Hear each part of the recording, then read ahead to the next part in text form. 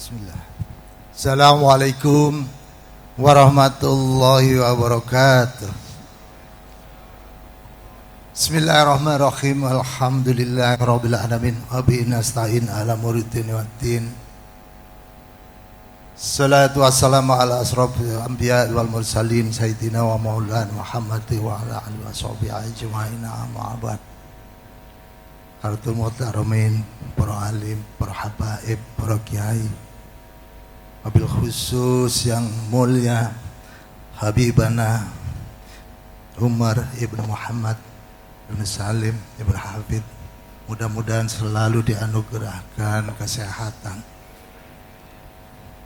Yang saya hormati para habaib, para ulama, rombongan bersama Habib Umar yang datang dari Tarim, dari Yaman. Yang saya hormati seluruh dzurriyyah Kiai Haji Muhammad Hasyim Asy'ari. Yang saya hormati Dewan Syuro Majelis Muassalah bersama seluruh pengurus.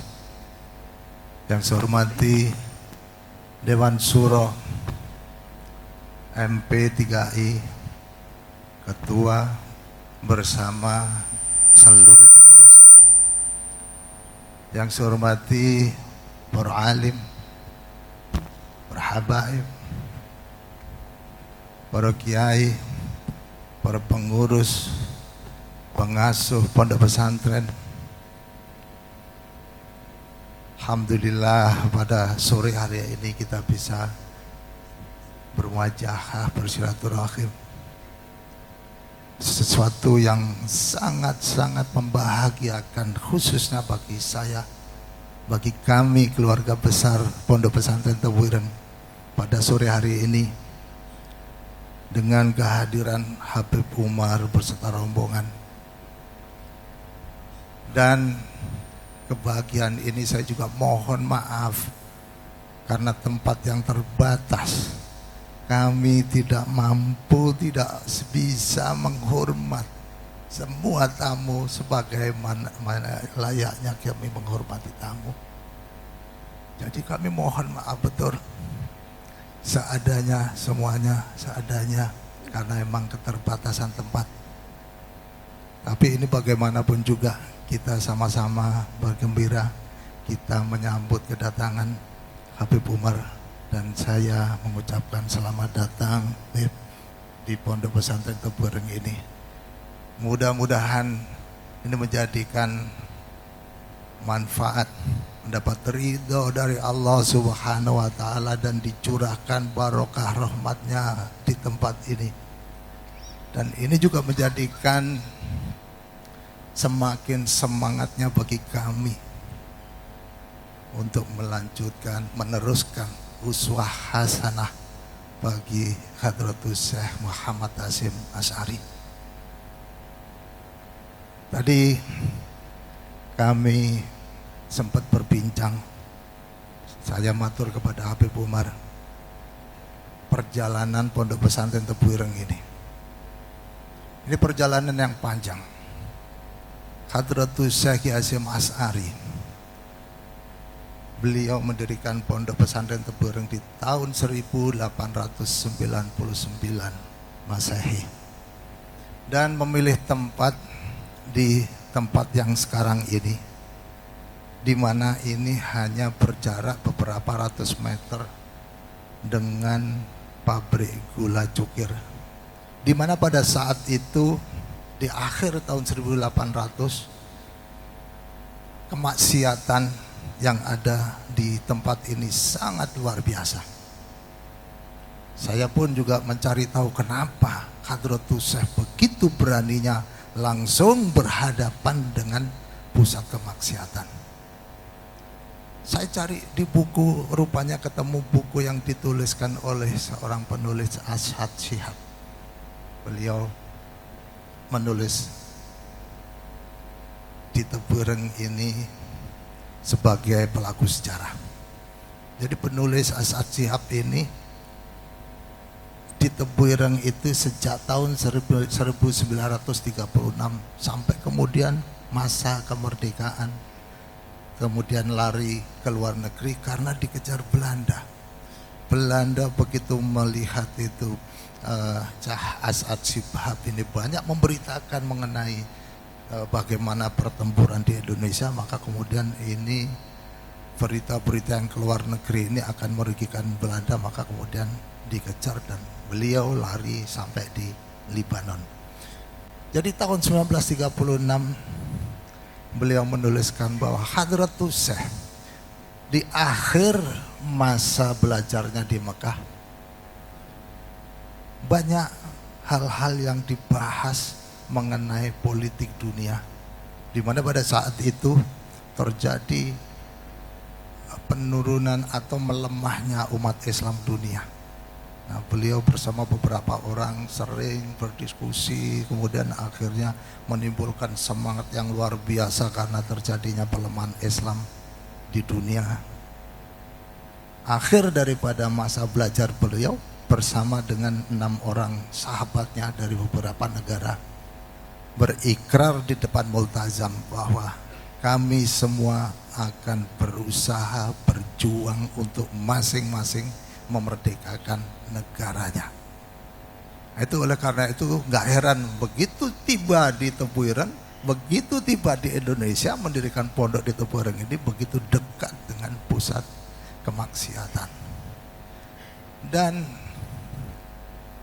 kitab-kitab selanjutnya dari tulisan-tulisan beliau, saya membaca di situ Risalah Ahlussunnah wal Jamaah menuliskan bahwa sejak tahun 1330 Hijriah banyak aliran-aliran baru masuk ke Indonesia, membawa pemikiran-pemikiran yang bertentangan, menjadikan kebingungan umat Islam yang ada di Indonesia yang sebelumnya itu hanya ada satu faham umat Islam itu, yaitu faham Ahlussunnah wal Jamaah dengan satu mazhab Imam Syafi'i.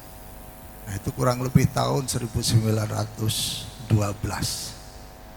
Nah, kemudian beliau merasa resah, ini potensi untuk perpecahan umat Islam yang ada di Indonesia. Beliau menulis satu surat dikirimkan kepada Syekh Ahmad Khatib Minangkabau di Mekah, di mana diberi judul Kaful Awam Anil Khawti fi Syarikat Islam, menggambarkan kondisi Indonesia yang mana potensi perpecahan umat Islam. Nah, kemudian dibalas oleh Syekh Ahmad Khatib Minangkabawi di tahun 1915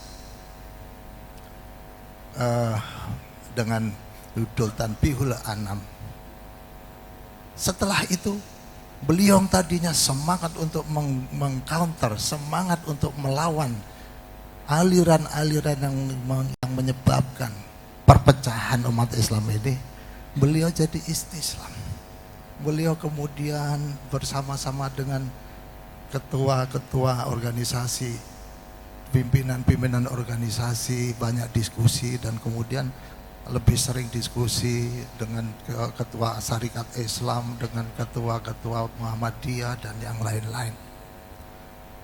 Nah, potensi perpecahan ini kemudian akhirnya beliau mampu mengajak semua organisasi di tahun 1930 itu untuk bersama-sama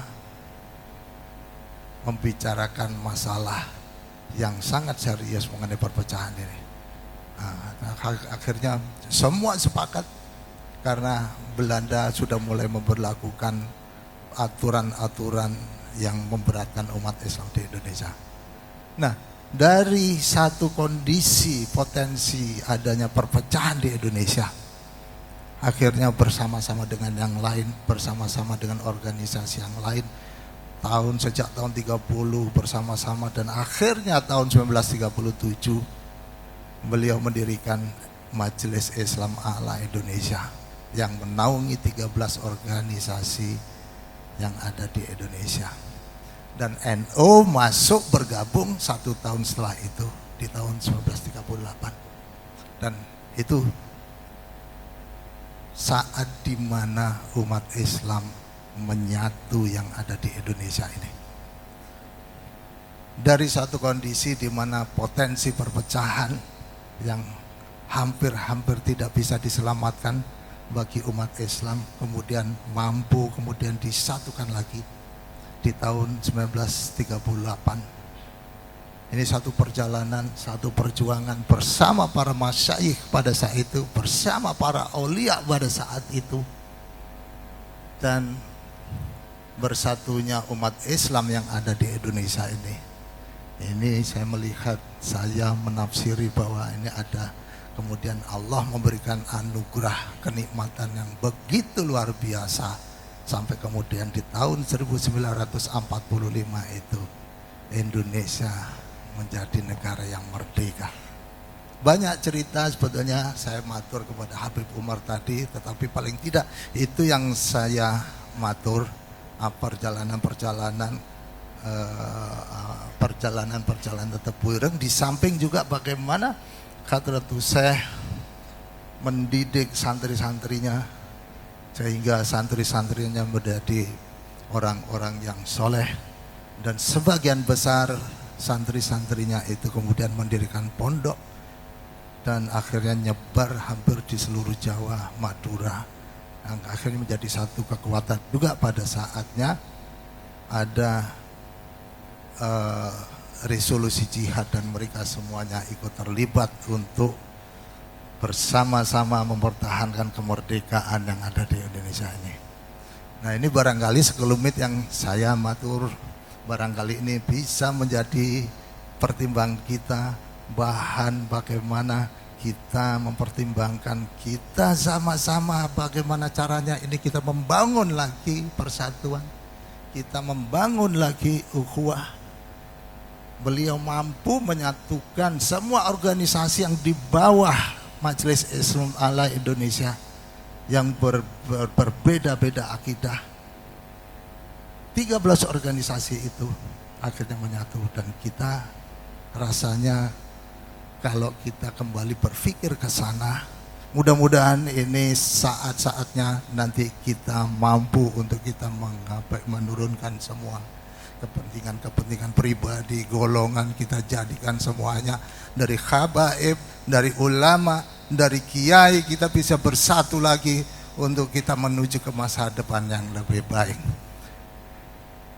Itu yang saya sampaikan, saya matur kepada Habib Umar, dan kurang lebih inilah perjalanan Tebuireng sampai sekarang. Kami juga masih mendidik anak-anak santri.